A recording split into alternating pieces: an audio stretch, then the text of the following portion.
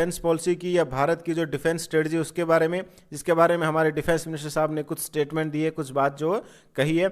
सबसे पहले उन्होंने कहा कि अगर आप चाइना से भारत को कंपेयर करेंगे एज ए सॉफ्ट पावर के रूप में, तो भारत सॉफ्ट पावर में चाइना से बहुत ज़्यादा आगे है। इनके अलावा अगर आप देखेंगे स्ट्रेटजिक फोर फ्रंट में, ग्लोबल सिक्योरिटी में, वो हमारे एक इम्पॉर्टेंट रोल रहेगा। इसके अलावा अगर आप यहाँ पर इन्होंने एक वर्ड यूज़ किया कि ये डिबेट हो सकता है कि मिलिट्री कौन किसके पास ज़्यादा हैवी है, मिलिट्री किसके पास ज़्यादा है, लेकिन इस बात में कोई जो है वो डिबेट नहीं हो सकता कि भारत जो है वो चाइना से लाख गुना आगे हैं। किसके मामले में? किस मामले में? सॉफ्ट पावर के मामले में, ठीक है।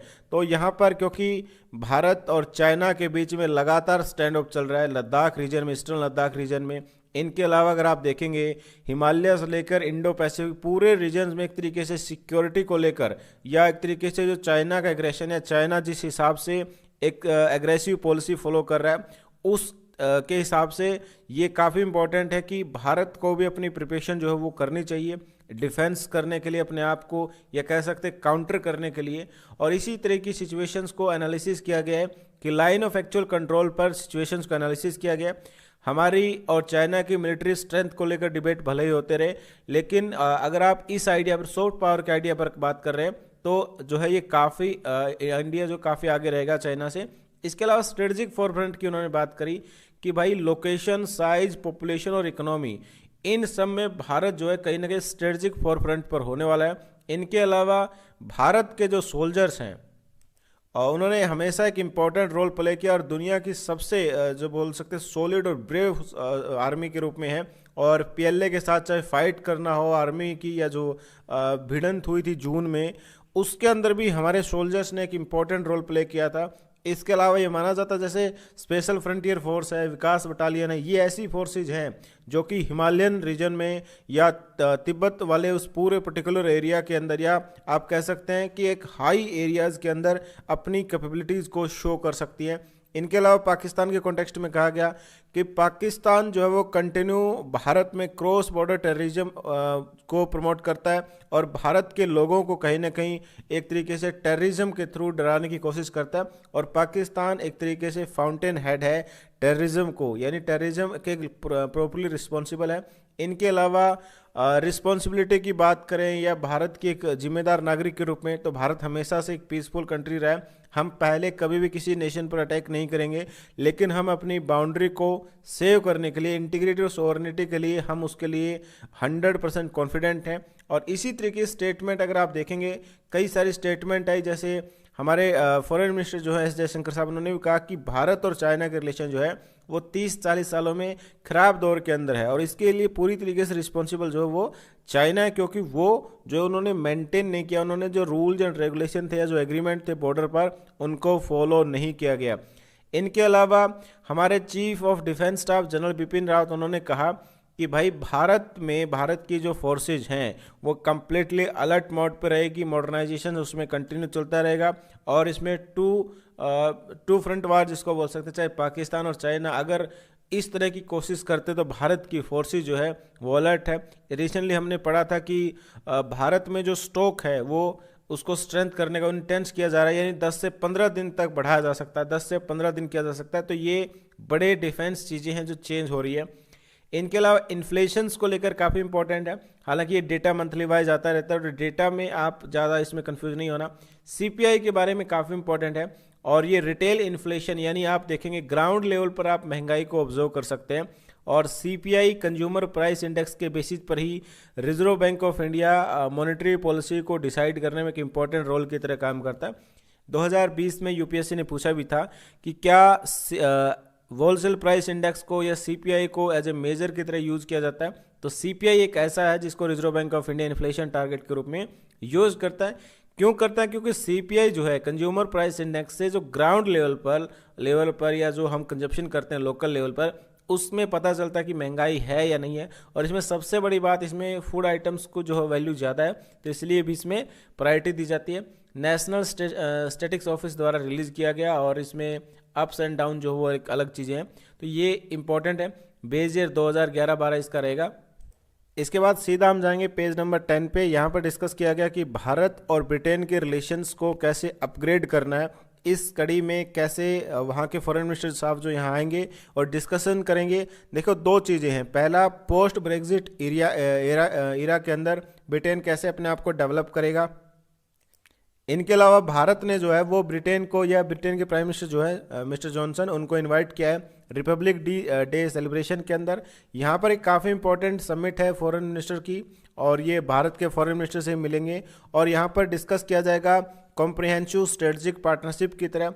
2004 के बाद अगर आप भारत और इंग्लैंड के रिलेशन या यूनाइटेड किंगडम के रिलेशंस को एनालिसिस करेंगे तो उसमें कई सारी चीज़ों में एक्सचेंजेस हुए हैं, कोऑपरेशन बढ़ा है, कुछ कंसर्न है, लेकिन उन सब के बावजूद भी एक तरीके से कोऑपरेशन या पार्टनरशिप जो है, चाहे वो ट्रेड हो, डिफेंस हो, क्लाइमेट माइग्रेशन हो, मोबिलिटी हो, एजुकेशन, हेल्थ सेक्टर हो, पोस्ट कोविड के बाद कैसे, पोस्ट ब्रेग्जिट के बाद कैसे दोनों कंट्रीज एक दूसरे के साथ जो है कॉरपोरेट करेगी। इनके अलावा कुछ कंसर्न्स हैं यूके की पार्लियामेंट के, जैसे भारत पाकिस्तान टेंशन को लेकर, फार्मर प्रोटेस्ट को लेकर, ये सारी चीज़ें हैं वो चलती रहती है। लेकिन इन सब के अलावा अगर आप पूरे एनालिसिस करेंगे पूरे रिलेशंस को, तो कहीं ना कहीं भारत और इंग्लैंड के रिलेशन जो है वो अच्छे हैं। इनके अलावा अगर आप देखेंगे इस विजिट में काफ़ी इंपॉर्टेंट चीज़ों पर भी बात हो सकती है, जिसमें स्ट्रेटजिक पार्टनरशिप से लेकर इंडो पैसिफिक पॉलिसी पर, ट्रेड एंड कोऑपरेशन पर, रिन्यूएबल एनर्जी के ऊपर। इनके अलावा मिस्टर जॉनसन जो है वो हो सकते हैं 2021 के अंदर भारत में रिपब्लिक डे के चीफ गेस्ट के रूप में। फ्री ट्रेड एग्रीमेंट पर बात हो सकती है, गवर्नमेंट टू गवर्नमेंट मैकेनिज्म को लेकर MOU साइन हो सकते हैं, या डिफेंस टेक्नोलॉजी या इंडस्ट्रियल कैपेबिलिटी कोऑपरेशन एग्रीमेंट जो है वो किया जा सकता है। इनके अलावा यहाँ पर अगर आप देखेंगे तो इसमें कई सारी चीज़ें और देखने को मिलेगी, जैसे इंडियन नेवी को कैसे, एक तरीके से इंडियन नेवी को information fusion centre for Indian ocean regions के अंदर वो अपने लेजन को, ऑफिसर को डिप्लॉय कर सकते हैं, यानी इंफॉर्मेशन जो है वो बूस्टअप के लिए काम कर सकते हैं, और दोनों कंट्री इंडो पैसिफिक रीजन्स के अंदर सिक्योरिटी एस्टेब्लिशमेंट रहे या पीसफुल एक तरीके से वो काम करे, इस बारे में काम कर सकते हैं। इनके अलावा 2021 के अंदर United Nation climate change conference, यानी United Nation framework of climate change, इसकी समिट होने वाली है COP26 ग्लासगो के अंदर, वहाँ पर पार्टिसिपेट कर सकते हैं। उनके अंदर ग्लोबल वार्मिंग से फाइट करना हो, रिन्यूएबल एनर्जी टेक्नोलॉजी पर काम करना हो, इसके बारे में डिस्कस किया गया, तो इसके बारे में काम कर सकते हैं। इनके अलावा यहाँ पर एक और न्यूज़ है कि स्टील्थ फ्रीगेट हिमगिरी जो वो कहीं ना कहीं लॉन्च करी गई है। ये एक इम्पॉर्टेंट प्रोजेक्ट है, प्रोजेक्ट 17A ऑफ नेवी का, जिसमें ये 3 इस तरह के जो है लॉन्च किए जाएंगे, ठीक है। और इसको डेवलप किया किसने, garden rich ship builders and engineer ने, ठीक है। 2021 तक इस तरीके की डिलीवरी करनी थी, और लगभग 19,293 करोड़ या 19,000 करोड़ रुपए का ये प्रोजेक्ट है, जिसके अंदर 3 जो है ये इस तरह के 3 जो है ये बनाए जाएंगे, ठीक है, स्टील्थ फ्रीगेट, और ये लॉन्च किए जाएंगे बाद में, ठीक है। तो ये कुछ चीज़ें हैं। इनके अलावा यहाँ पर एक स्कीम के बारे में डिस्कस किया गया है कि प्रधानमंत्री जन औषधि योजना या जन आरोग्य योजना, ठीक है, यहाँ पर आप देखेंगे प्रधानमंत्री जन आरोग्य योजना, ये काफ़ी इंपॉर्टेंट है, और इसमें प्राइवेट प्लेयर्स या प्राइवेट हेल्थ केयर्स को भी कहीं ना कहीं बेनिफिट इसमें हो रहा है। यानी आप देखेंगे बहुत सारे लोग जो हैं वो क्योंकि ये यहाँ पर जो दवाई है वो एज़ कम्पेयर टू जो मार्केट रेट होता है थोड़ा सा कम, क्योंकि गवर्नमेंट शॉप्स है, तो इसलिए यहाँ पर बहुत सारे लोग जो है वो इसमें सर्विस का बेनिफिट उठा रहे हैं। इसके अलावा ओल्डर पेशेंट है, और जिसमें ज़्यादातर मैन है, वो इस तरह की फैसिलिटीज़ को एक्सेस करते हैं। इसके अलावा फॉरेन सेक्शन में सिर्फ एक न्यूज़ है, और ये न्यूज़ क्या है कि यूनाइटेड स्टेट्स ने सूडान से जो टेरर लिस्ट के अंदर ब्लैक लिस्ट किया हुआ था वो उन्होंने उससे हटा दिया। ये क्यों हटाया है, इसका पीछे रीज़न है कि इजराइल के साथ डिप्लोमेटिक रिलेशन हो गए हैं सूडान के।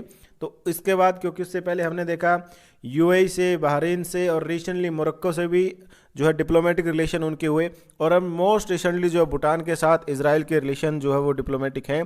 तो इन सब से अलग चीज़ें आपको देखने को मिलेगी, और सूडान से ये हटाना ये अपने आप में एक न्यू इनिशिएटिव यूनाइटेड स्टेट्स का, क्योंकि सूडान न्यूज़ में है। जब भी कोई कंट्री न्यूज़ में रहती है तो हमें उसका मैप को ज़रूर देख लेना चाहिए, ताकि एक तो ज्योग्राफी क्लियर रहे, और दूसरा जो सबसे इम्पोर्टेंट है, क्वेश्चंस अगर लेफ्ट राइट कहीं से भी आए हम क्रैक कर सकें। तो सूडान की अगर आप ज्योग्राफिकल लोकेशन देखेंगे तो Ethiopia, Eritrea, South Sudan, Central African Republic, Chad, Libya, Egypt, यानी बहुत सारी कंट्री से बॉर्डर शेयर करता है। और सबसे इंपॉर्टेंट ये रेड सी के जस्ट लेफ्ट हैंड साइड है, ठीक है, तो ये काफ़ी इंपॉर्टेंट है। और इसमें जो सूडान पोर्ट है ये काफ़ी इंपॉर्टेंट है, इसकी कैपिटल सिटी जो है वो खार्तूम है। तो ये कुछ बेसिक्स इन्फॉर्मेशन आपको ज़रूर पता होनी चाहिए। इसके बाद हम चलेंगे एडिटोरियल में, एडिटोरियल को कवर करेंगे। देखिए सबसे पहले एडिटोरियल है ग्रीन और ब्राउन करके एडिटोरियल है। ये बेसिकली क्लाइमेट चेंज के गोल्स को से रिलेटेड आर्टिकल है जिसके बारे में हमें डिस्कस करना है। तो यहाँ पर बताया गया कि भारत के जो क्लाइमेट्स गोल है या पेरिस एग्रीमेंट के तहत हमने जो टारगेट सेट करे थे वो ट्रैक पर है, लेकिन हमें बहुत सारी चीज़ों पर काम करना है। इन्वेस्टमेंट को लेकर हमें सस्टेनेबल जो है वो बनाना पड़ेगा। रिसेंटली हुआ क्या था, पेरिस एग्रीमेंट के 5 साल कंप्लीट हो गए, तो एक वर्चुअल क्लाइमेट एम्बिशन करके सबमिट हुई जिसके अंदर ये डिस्कशन किया गया कि इसमें एमिशन जो भारत का नेशनल प्लेज है, भारत के जो एक तरीके से हमने टारगेट सेट करे हैं इस एग्रीमेंट के तहत, उसको हम हासिल करने की दिशा में आगे बढ़ रहे हैं, उसके डायरेक्शंस में हम लोग कंटिन्यू आगे बढ़ रहे हैं। प्राइम मिनिस्टर साहब द्वारा भी ये बोला गया कि हम 2005 के लेवल तक 21% तक एमिशंस को इंटेंसिटी को रिडक्शन करने में कामयाब हुए हैं और 33 से 35% जो टारगेट हमने सेट किया उसकी दिशा में हम लोग जो है वो आगे बढ़ रहे हैं। रिसेंटली उन्होंने कहा कि हम लोग न केवल रिन्यूएबल एनर्जी पर काम कर रहे हैं बल्कि हायर फॉरेस्ट कवर यानी फॉरेस्ट कवर पर भी लगातार काम कर रहे हैं। रिसेंटली एक रिपोर्ट आई थी एमिशन गैप रिपोर्ट 2020 जिसको यूनाइटेड नेशन एनवायरनमेंट प्रोग्राम द्वारा जो है वो पब्लिश किया गया था। इसके अंदर बताया गया था कि G20 की जो कंट्रीज है उनमें सबसे जिनमें से 8-9 कंट्रीज है वो राइट ट्रैक पर है किसको इस पेरिस एग्रीमेंट के तहत जो टारगेट है उसको हासिल करने में। G20 एक इम्पॉर्टेंट ग्रुप है इसलिए भी क्योंकि 2020 में G20 के मेंबर ही उन्होंने पूछ लिए थे डायरेक्टली। इसके अलावा सबसे इंपॉर्टेंट क्योंकि 78% ग्रीन हाउस गैसेज जो है उसका एमिशन जो है इससे होता है या उसमें ये रिस्पॉन्सिबल है। तो जब भी green house gas, air pollution, water pollution या जितने भी तरह का पोल्यूशन न्यूज़ में रहे तो प्लीज़ इनमें जो मेजर पोल्यूटेंट हैं, for example green house gases के अंदर जो मेजर गैसेज हैं वो आप ज़रूर पढ़ते रहे, रिवाइज करते रहे ताकि मैक्सिमम क्वेश्चंस हमें क्रैक करने को मिले अगर क्वेश्चन आता है तो। इसमें बताया गया इसमें एक तरीके से हमारे जो प्लेज एक टारगेट्स है उसको हासिल करने की दिशा में बढ़ेंगे और क्योंकि 78% G20 की रिस्पॉन्सिबिलिटी है तो उसमें भी उसको काम करना पड़ेगा। इस समिट में कुछ देशों ने और यूरोपियन यूनियन ने एम्बिशियन गोल या अपने इस समिट के अंदर वो जो है वो अनाउंस किए। इनके अलावा ग्रीन हाउस गैसेज के अंदर को कम करना ये रिस्पॉन्सिबल भी था। इनके अलावा इसके अंदर एक अनप्रेसिडेंट इवेंट जिसको बोल सकते हैं, इसमें इकोनॉमिक और रिहेबिलिटेशंस के लिए $20 ट्रिलियन ग्लोबली रिक्वायरमेंट होगी। भारत के लिए काफ़ी प्रॉब्लम है। पहली बात तो हम एक तो खुद कोविड-19 को फेस कर रहे हैं, इसके बाद लॉकडाउन के बाद हमारी इकोनॉमी को रिवाइवल करना इतना ईजी नहीं होगा और ट्रेडिशनल जो सेक्टर्स होते हैं ब्राउन सेक्टर्स उनके बीच में फॉसिल फ्यूल का यूज़ हम लोग जनरली करते हैं, उसके बाद उसको ग्रीन टेरिटरी के अंदर बदलना या कंप्लीटली रिन्यूएबल एनर्जी पर रिलाई होना ये भारत के लिए इतना इजी नहीं होने वाला है। दूसरा जो समिट के अंदर बताया गया कि भारत में फॉरेस्ट कवर जो एग्रीमेंट में हमने कहा था कि 2.5 बिलियन से 3 बिलियन टन जो है वो कार्बन डाइऑक्साइड को हम कार्बन सिंक के रूप में डेवलप करेंगे। तो अगर आप बात करेंगे फॉरेस्ट कवर के कई सारे बेनिफिट्स होते हैं। पहली बात, फॉरेस्ट कवर्स में अगर आप देखेंगे एक तो बायोडाइवर्सिटी को प्रोटेक्ट किया जा सकता है, इनके अलावा क्लाइमेट सिस्टम एंड को एक तरीके से रिसोर्स की तरह ये प्रोवाइड करेगा कम्युनिटीज़ को, ठीक है। इनके अलावा कुछ कंसर्न्स भी हैं, फॉर एग्जांपल डेटा को लेकर स्टेट गवर्नमेंट्स के डेटा के साथ या वेरीफाई करना, ये कुछ कंसर्न्स हैं। इनके अलावा अगर आप देखेंगे इसी में कि भारत ने टारगेट बनाया था 2022 तक कि हम 175 गीगावाट जो कैपेसिटी को डेवलप करेंगे, उसके अंदर 100 गीगावाट ये था कि हम केवल सोलर एनर्जी से डेवलप करेंगे। 2020 तक हमने डेवलप करी 36 गीगावाट और क्या हम 2022 तक हम इसको हासिल कर पाएंगे, कंसर्न है। इसके अलावा हम ये एक और टारगेट बना रहे हैं कि 2030 तक 450 गीगावाट जो हम रिन्यूएबल एनर्जी के थ्रू डेवलप करेंगे, लेकिन अभी तक हम ये वाला टारगेट हासिल नहीं कर पाए, नए टारगेट्स बनाने की बात कर रहे हैं। तो ये एक मेजर कंसर्न है। तो इसके लिए हमें क्या कर सकते हैं, रूफटॉप सोलर इंस्टॉलेशन को जो है प्रमोट किया जा सकता है। इसके अलावा जो ट्रांसपोर्ट रिलेटेड एमिशंस है जो कि मेजर कंपोनेंट है उसको कैसे कम करना है, फेज्ड मैनर में कैसे इंप्रूव करना है, वो एक इम्पॉर्टेंट होगा। इनके अलावा क्योंकि एग्रीकल्चर इंश्योरेंस भी काफ़ी इंपॉर्टेंट है, खासकर क्लाइमेट डिजास्टर्स को लेकर, और उसका और ध्यान दिया जाना चाहिए। 2021 के अंदर यूएन क्लाइमेट चेंज की कॉन्फ्रेंस होने वाली ग्लासगो के अंदर, और उस दौरान हम क्या प्लान बनाएंगे फ्यूचर में और एमिशंस को कैसे कंट्रोल करना है, उसके बारे में हम यहाँ पर डिस्कस कर सकते हैं। या ग्लोबल क्लाइमेट फंडिंग के लिए जो रिक्वायरमेंट होगी उसके लिए बारे में डिस्कस यहाँ हो सकता है। पेरिस एग्रीमेंट काफ़ी इंपॉर्टेंट एग्रीमेंट है, और इसके अंदर जो नेशनली डिटरमाइंड कंट्रीब्यूशन या अलग अलग स्टेट गवर्नमेंट कंट्रीज़ ने अपना घोषित किया था कि हम ये टारगेट अचीव करेंगे पर्टिकुलर टाइम के अंदर, तो उसके बारे में भी आपको ज़रूर पढ़ना चाहिए। हालांकि आप एनवायरनमेंट की जब आप बुक पढ़ेंगे कोई भी, उसमें आपको पेरिस एग्रीमेंट के बारे में ज़रूर उसमें मिलता है, क्योंकि ये बहुत सारे एग्रीमेंट्स हैं, बहुत सारे प्रोटोकॉल है, उसके बारे में पढ़ेंगे। कई सारे क्वेश्चन कई बार पूछे हैं, तो वो चांसेस रहते हैं, तो मैक्सिमम क्वेश्चन क्रैक हो, ये हमारी रिस्पॉन्सिबिलिटी है। इसके बाद एक एडिटोरियल और कवर करेंगे, tax policies in trying times, यानी रिसेंटली जो टैक्स पॉलिसीज क्या है, एक प्रॉपर एनालिसिस करने की इन्होंने कोशिश करी है। तो सबसे पहले इन्होंने बताया कि जो लॉकडाउन वर्ड यूज़ किया गया है, ये कॉलिंस डिक्शनरी ने वर्ड ऑफ द ईयर के रूप में इसको समअप किया है कि लॉकडाउन हमने सबसे इंटेंशनली वर्ड सुना होगा 2020 के अंदर, और इसी लॉकडाउन में भारत का जो लॉकडाउन है वो माना जाता है कि दुनिया का सबसे खतरनाक लॉकडाउन है, और यहाँ पर हैरेस रहा खासकर ये। और भारत में जीडीपी की डेटा है, लगातार 2 क्वार्टर तक हमारी जीडीपी जो है वो डाउनफॉल हुई, सितंबर अप्रैल से सितंबर, यानी पहला आधा साल जो है वो 2020 का, जिसके डेटा रिलीज किए जा चुके हैं, भारत की जीडीपी के लिए अच्छे नहीं रहे, और कह सकते हैं कि भारत में टेक्निकल रिसेशन 2 लगातार क्वार्टर तक कमी देखने को मिली। इनके अलावा पेंडेमिक से क्या हुआ है, पेंडेमिक से कई सारी चीज़ें हुई। पहली बात तो इससे जो अमीर है वो सुपर अमीर हुए हैं, ठीक है, फर्स्ट हाफ से ये कुछ इंडिकेशन मिलते हैं। जैसे जनवरी और जून के अंदर 85 न्यू इंडियंस, यानी 85 नए भारतीय जो शामिल किए गए हैं, जिसकी हाई नेटवर्थ इंडिविजुअल है, यानी $50 मिलियन से ज़्यादा की प्रॉपर्टी है, ये इंक्रीज हुआ है। तो ये एक अलग चीज़ है। इकोनॉमी हमारी जो है वो रिसेशन की तरफ है, यानी एक तरीके से टेक्निकल रिसेशन बोल सकते हैं, जब दो लगातार क्वार्टर तक जो है मंदी आपको कमी देखने को मिलती है अपनी इकोनॉमी के अंदर, ठीक है। जीडीपी कॉन्ट्रैक्ट कर रही है। इनके अलावा कुछ सर्ज जो है, कुछ स्टॉक जो है वो उन सब के बावजूद बढ़ रहे हैं, जैसे इंटरनेट सर्विस प्रोवाइडर है, लैपटॉप मेकर्स हैं, साइंटिस्ट जो एंगेज है मेडिकल रिसर्च के अंदर, ठीक है। दूसरा जो है अगर आप देखेंगे manufacturer of mask and personal protective equipment like PPT, ठीक है, इनमें कहीं ना कहीं इंप्रूवमेंट आपको देखने को मिलेगा।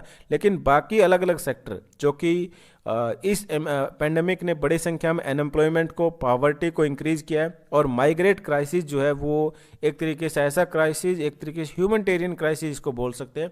इन सब के बाद गवर्नमेंट का इंटरवेंशन काफ़ी इंपॉर्टेंट होता था, और आत्मनिर्भर भारत के तहत लॉन्च भी किया गया। लेकिन ग्राउंड रियलिटी ये है कि अभी भी बहुत सारी चीज़ें करनी बाकी है। मॉनेटरी पॉलिसी को लेकर, खासकर क्रेडिट ईजिंग और लिक्विडिटी फ्लो पर ही भारत सरकार ने काम किया, लेकिन अभी भी बहुत सारी चीज़ें, या रेट कट को लेकर, इंटरेस्ट को कम करने को लेकर अभी भी प्रॉपरली काम नहीं किया गया। फिस्कल स्टिमुलस की अगर बात करें तो ये मेयरली 2% के आसपास इंडियन जीडीपी का है। अगर आप कंपेयर करेंगे जापान से, चाइना से, ब्राज़ील से, तो वहाँ पर डेटा अलग है। जैसे 21% जापान में, ब्राज़ील में 10%, और चाइना के अंदर लगभग 7% जो खर्च किया गया स्टिमुलस पैकेज के रूप में। इनके अलावा मल्टीनेशनल कंपनीज या कॉरपोरेट हाउसेज की अगर बात करें तो कई सारी चीज़ें हुई है। कॉरपोरेट प्रॉफिट में अगर आप देखें, कॉरपोरेट टैक्स को रेट को कम किया गया है, उसको मॉडरेट लेवल तक बनाया गया, और ये जो मल्टीलेटरल कॉरपोरेट्स है उनके लिए इजी हो जाता है कि वो बड़ी संख्या में पैसा वो कमाएं डिजिटलाइजेशन और ई कॉमर्स जैसी कंपनीज के थ्रू। इनके अलावा टैक्स एडमिनिस्ट्रेशन की अगर बात करें, ठीक है, तो इसमें फाइनेंस एक्ट ऑफ 2020 के बाद कुछ उसमें चेंजेस भी देखने को मिले। इनके अलावा यूनाइटेड नेशंस का मॉडल है कन्वेंशंस को लेकर, और जो टैक्सिंग को लेकर है, टैक्स कलेक्शंस को लेकर, टैक्स का जो प्रोसेस उस चीज़ को लेकर। OECD ग्रुप का भी एक अलग इसमें एक तरीके से कनेक्टिविटी है उस एक्ट के बारे में, उसके बारे में कुछ टैक्सेशन के बारे में बोलते हैं।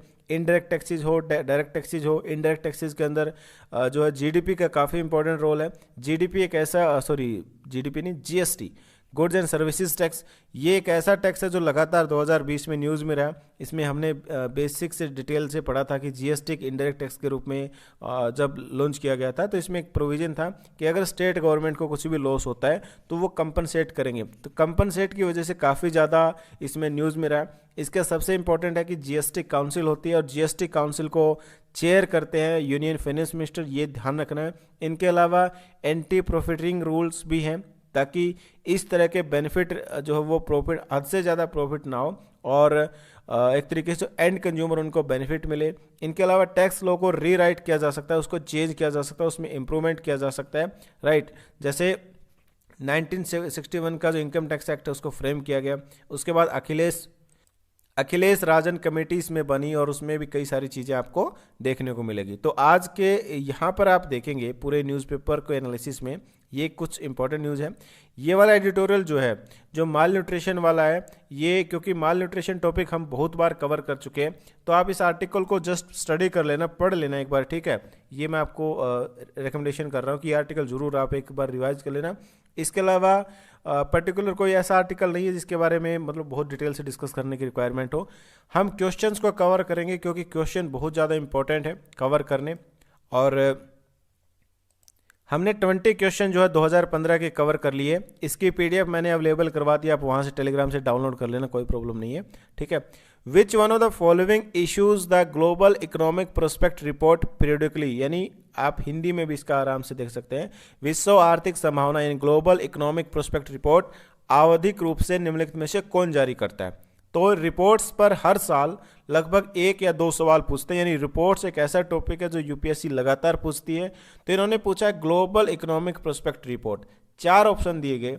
एशियन डेवलपमेंट बैंक रिलीज करता है, European bank for reconstruction and development release करता है, यूएस फेडरल रिजर्व बैंक जो है जैसे भारत में रिजर्व बैंक ऑफ इंडिया वो रिलीज करता है, या वर्ल्ड बैंक रिलीज करता है। अगर आप इन चारों ऑप्शंस को एनालिसिस करेंगे तो पहला, अगर आप इसके फर्स्ट फेज को जाएंगे ग्लोबल, यानी पहली प्रायोरिटी क्या होगी कि वो इंस्टीट्यूशन जो वो ग्लोबल लेवल पर काम करता हो, एक तरीके से बड़ा इंस्टीट्यूशन हो सकता है। तो इन चारों में से जो बड़े लेवल पर लार्जर स्केल पर काम करेगा वो होगा वर्ल्ड बैंक, ठीक है, क्योंकि वो उसको आप ग्लोबल बोल सकते हैं। बाकी तीनों जैसे एशियन डेवलपमेंट बैंक है, European bank and reconstruction development है, या United state federal reserve bank है, ये ग्लोबल लेवल पर काम नहीं करते, या प्रॉपरली जो है इनकी reach as compare to World Bank कम है, ठीक है। तो इस वर्ड से आप कनेक्ट कर सकते हैं कि ये जो होगा वर्ल्ड बैंक होगा। हालांकि मैं ये नहीं कह रहा कि आप सिर्फ इलॉजिकली गैस लीजिए, मैं लॉजिकली कुछ चीज़ों को इसमें इंटरलिंक करने की कोशिश कर रहा हूँ। इसमें कितना सही कितना गलत ये आने वाले टाइम में पता चलेगा, लेकिन मुझे लगता है कि इस तरह के टर्म से हम रिलेट कर सकते हैं ताकि मैक्सिमम क्वेश्चंस जो है लॉजिकली अटैम्प्ट करें। मान लेते हैं कि 10 क्वेश्चन हमने लॉजिकली अटैम्प्ट करे और 1 क्वेश्चन 2 क्वेश्चन गलत होता है, तब भी हम पॉजिटिव रेट के अंदर जाएंगे। रिस्क यूपीएससी में रहेगा और रिस्क अगर कैलकुलेटिव लिया जाए तो वो गलत नहीं माना जाता। तो इसका आंसर होगा डी, यानी वर्ल्ड बैंक, ठीक है। क्वेश्चन नंबर 22 है, with the Reserve Bank of India when the Reserve Bank of India reduced the statutory liquidity ratio by 50 basis points, which of the following is likely to happen? India's GDP growth rate increased drastically. Second, foreign institutional investor may bring more capital into our country. Scheduled commercial bank may cut their lending rates. It may drastically reduce the liquidity to the banking system. Right, इसमें आप हिंदी में देख लीजिएगा। जब भारतीय reserve bank साविधिक नकदी अनुपात statutory liquidity ratio को 50 आधार अंक बेसिस पॉइंट कम कर देता है तो निम्नलिखित में से क्या होने की संभावना होती है? भारत की जीडीपी विकास दर प्रबलता से बढ़ेगी, विदेशी संस्थागत निवेशक हमारे देश में और अधिक पूंजी लगाएंगे, अनुसूचित वाणिज्यिक बैंक अपनी उधार देने की दर को घटा सकते हैं, इससे बैंकिंग व्यवस्था में नकदी में प्रबलता से कमी आ सकती है, ठीक है। तो 4 स्टेटमेंट यहाँ पर दिए गए हैं। पहली बात हमें ये पता होना चाहिए कि स्टेचुअरी लिक्विडिटी रेशियो होता क्या है। ये net demand and time liabilities अब इसको बोला जाता है। ये काफ़ी इंपॉर्टेंट कि रिजर्व बैंक ऑफ इंडिया की डायरेक्शंस है कि जो कमर्शियल बैंक्स हैं उनको कुछ पैसा कैश के रूप में, गोल्ड के रूप में या ट्रेजरी बिल्स के रूप में रखना पड़ेगा सिक्योरिटी के रूप में, ठीक है। तो वो अपने पास ये चीज़ें रखते हैं। इसने बोला गया इसके बाद कि 50 बेसिस पॉइंट का मतलब है 0.5% कम कर रहा है, ठीक है। ये 50 बेसिस पॉइंट का मतलब 50% कम नहीं है, 0.5% ये कम होगा, ठीक है। तो इससे क्या इम्पैक्ट पड़ेगा? अगर बैंक जो, आप सिंपली इसको सोचिए, आपको भले ही इकोनॉमी ना आती हो, लेकिन आप सिंपली इसको सोचिए कि बैंक के पास पैसा पहले उनको रखना पड़ता है मान लो 25%, उसको कम कर रहा है कि वो 24.5 रख सकते हैं, यानी 0.5% और जो वो लोन दे सकते हैं। तो ये इससे क्या होगा? पहली बात, यूपीएससी में जनरली बहुत जो एक्सट्रीम स्टेटमेंट होते हैं कि भारत की इकोनॉमी ड्रेस्टिकली जो वो बढ़ेगी या भारत की इकोनॉमी जो ड्रेस्टिकली कम होगी, इस तरह की स्टेटमेंट कम चांसेस उसके राइट होने, क्योंकि केवल 5% जो है वो उसमें चेंजेस हो सकते हैं, लेकिन बहुत ज़्यादा चेंजेस हो जाएंगे इसकी पॉसिबिलिटी नहीं है। तो ऑप्शन ए और डी आप इसमें कट कर सकते हैं, राइट। इसके बाद ऑप्शन बी है कि इससे फॉरेन इंस्टीट्यूशनल इन्वेस्टर बढ़ेगा। तो अगर आप देखेंगे जितने भी फॉरेन इन्वेस्टर है उसमें हमारी बैंकिंग रेट पर ज़्यादा डिपेंडेबल नहीं करेंगे, वो डिपेंड करेंगे हमारे अंदर पॉलिसीज़ पर, हमारे यहाँ पर लॉज किस तरीके के हैं। तो ये भी आंसर जो है सही नहीं होगा। तो इसका जो सही आंसर है कि अगर बैंकिंग के पास, उनके पास ऑप्शन है कि वो ज़्यादा पैसा लोन दे सकते हैं, तो ये लेंडिंग रेट को, अपनी जो ब्याज दर है या उसमें जो उनको पैसा देना उसको कम कर सकते हैं। तो ये स्टेटमेंट जो होगा सही होगा।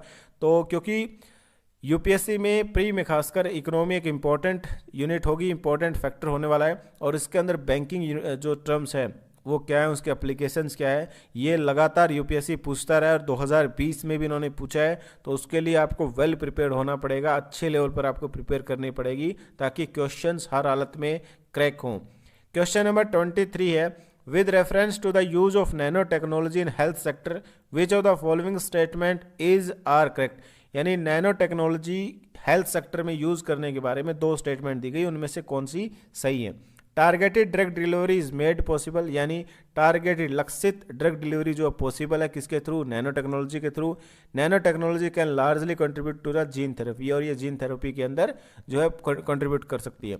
देखिए, अगर आपके यूपीएससी के सिलेबस की बात करें तो उसमें nano technology, biotechnology, defence technology, missile technology, IT technology, ये मेंशन्ड है ऑलरेडी। तो ये 8-10 टेक्नोलॉजी के बारे में जो मेंशन किया गया, उनके बेसिक टेक्नोलॉजी क्या है, उसके एप्लीकेशंस क्या है, वो हमें पता होना चाहिए। ये लगातार सवाल पूछे गए हैं, पूछे जा रहे हैं, और वो कंटिन्यू पॉसिबिलिटी की पूछे भी जाएंगे। तो यहाँ पर जो दो टर्म्स यूज़ किए गए, नैनो टेक्नोलॉजी जो है काफ़ी इंपॉर्टेंट है, तो टारगेटेड ड्रग डिलीवरी के लिए यूज़ किया जा सकता है, ठीक है। और इसके अलावा नैनो टेक्नोलॉजी से जीन थेरेपी भी में भी कंट्रीब्यूट किया जा सकता है। इसका आंसर होगा सी 1 और 2। अगर आप देखेंगे, मैं कुछ एप्लीकेशंस को इस पर शो कर रहा हूँ, तो इसमें यहाँ पर बताया कि नैनो टेक्नोलॉजी कई सेक्टर में, जैसे energy storage, production and conversion है, ठीक है।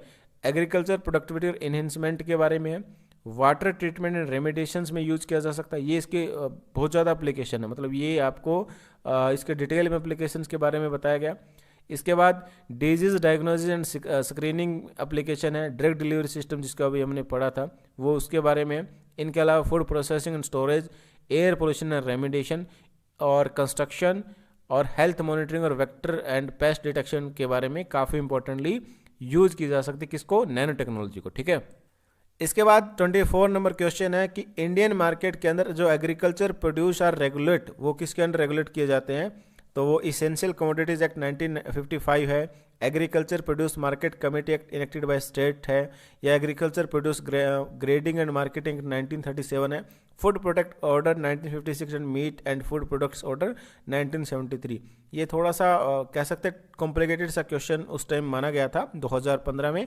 तो यहाँ पर बताया कृषि उत्पादों के बाजार को किसके अधीन विनियमित किया गया? आवश्यक वस्तु अधिनियम 1955 है, राज्य द्वारा अधिनियम कृषि उत्पाद विपणन समिति अधिनियम है, या कृषि उत्पाद श्रेणीकरण और चिन्हीकरण अधिकरण 1937 है, या खाद्य उत्पाद आदेश 1956 एवं मांस एवं खाद्य उत्पाद आदेश 1973। तो क्योंकि ये इस बार भी न्यूज़ में, जैसे हम फॉर्मूला या जो फार्मर्स के प्रोटेस्ट देख रहे हैं, तो उसमें एक वर्ड जो यूज़ हो रहा है एपीएमसी, यानी agricultural produce market committee act, जो है स्टेट गवर्नमेंट के अंडर काम करते हैं। तो ये इसमें आंसर हो जाएगा बी।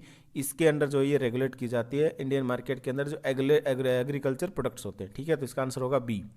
इसके बाद लास्ट क्वेश्चन हम कवर कर रहे हैं, which one of the following is the national aquatic animal of India, यानी भारत का नेशनल एक्वेटिक एनिमल कौन सा है, या जलीय एनिमल बोल सकते हैं आप इसको। इसमें हिंदी में देख लेते हैं एक बार, राष्ट्रीय जलीय प्राणी, ठीक है। खारे पानी का मगर है, ओलिव रिडले टर्टल है, गंगा की डॉल्फिन है, या घड़ियाल है।